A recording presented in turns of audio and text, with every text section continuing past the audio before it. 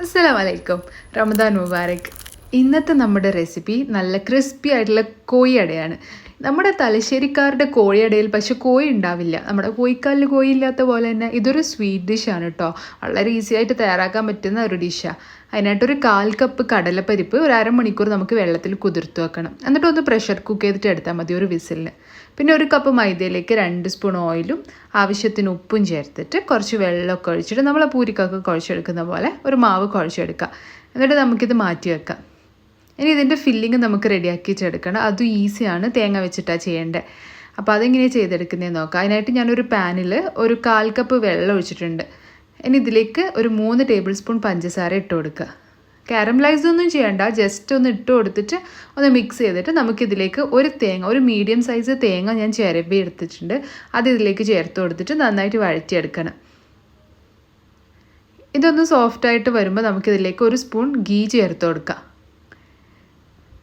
ഇനി ഗീയും ഇട്ടിട്ട് ഇത് നന്നായിട്ടൊന്ന് മിക്സ് ചെയ്തിട്ട് എടുക്കണം. ഇനി ഞാൻ ഇതിലേക്ക് നേരത്തെ വേവിച്ച് വെച്ച കടലപ്പരിപ്പ് ചേർത്ത് കൊടുക്കുകയാണ് കേട്ടോ. ഒരുപാട് വെന്തുടഞ്ഞു പോകരുത്, ജസ്റ്റ് ഒരു വിസിലിൽ വെച്ചിട്ട് പ്രഷർ പോയാലോ ഇതൊന്ന് എടുക്കാം നമുക്ക്. ഇനി ലാസ്റ്റായിട്ട് ഞാനിവിടെ 1 സ്പൂൺ പഞ്ചസാര കൂടി ചേർക്കുന്നുണ്ട്. മധുരം പോരാൻ തോന്നിയുണ്ടാട്ടോ, നിങ്ങൾ അഡ്ജസ്റ്റ് ചെയ്തിട്ട് ചെയ്ത് കൊടുക്കുക.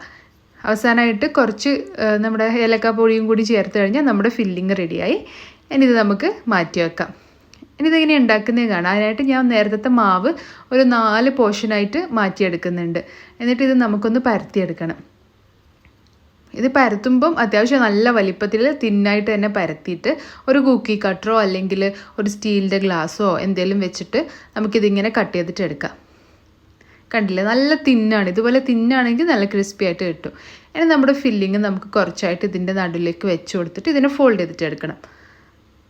ഒരു 1/2 മൂൺ ഷേപ്പിൽ. പിന്നെ ഇതെന്താ കോഴിയട എന്ന് പറയാൻ കാരണം എന്ന് ചോദിച്ചപ്പോൾ എല്ലാവരും പറയാ നമ്മുടെ കോഴിയുടെ പൂവില്ലേ തലയിലുള്ള, അതുപോലെ ഇരിക്കും ഇത് ഉണ്ടാക്കി കഴിഞ്ഞാൽ. അതുകൊണ്ടാണ് പോലും കോഴിയട എന്ന് പറയുന്നത്. എന്താല്ലേ.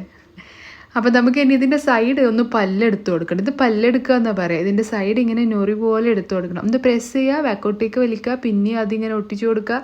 ഇതെങ്ങനെയാണ് പറഞ്ഞു തരേണ്ടതെന്ന് അറിയില്ല. ഇതുപോലെയാണ് ചെയ്യേണ്ടത്. ഇതുപോലെ ഒന്ന് ചെയ്തെടുത്ത് കഴിഞ്ഞാൽ ആ സൈഡൊക്കെ നന്നായിട്ട് സീലായിട്ട് വരും. കണ്ടില്ല, ഇത്രയേ ഉള്ളൂ. ഇനി നമുക്കിത് ഫ്രൈ ചെയ്തിട്ടെടുക്കാം. അപ്പോൾ ഇതെല്ലാം നമുക്കിതിങ്ങനെ റെഡിയാക്കിയിട്ട് എടുക്കാം. പല്ലൊക്കെ എടുത്തിട്ട് വെക്കാം. ഇനി എണ്ണ ചൂടായി കഴിഞ്ഞാൽ ലോ ടു മീഡിയം ഫ്ലെയിമിലിട്ടിട്ട് നന്നായിട്ട് ഫ്രൈ ചെയ്തിട്ട് എടുക്കുക. കുറച്ച് ടൈം എടുത്തിട്ട് ഫ്രൈ ചെയ്യുക. ഒരുപാട് ഹൈ ഫ്ലെയിമിൽ വെച്ചാൽ ഇത് പെട്ടെന്ന് ബ്രൗൺ കളറാവും, ക്രിസ്പി ആവില്ല. അങ്ങനെ എല്ലാം ഞാൻ ഇവിടെ ഫ്രൈ ചെയ്തിട്ട് എടുത്തിട്ടുണ്ട്.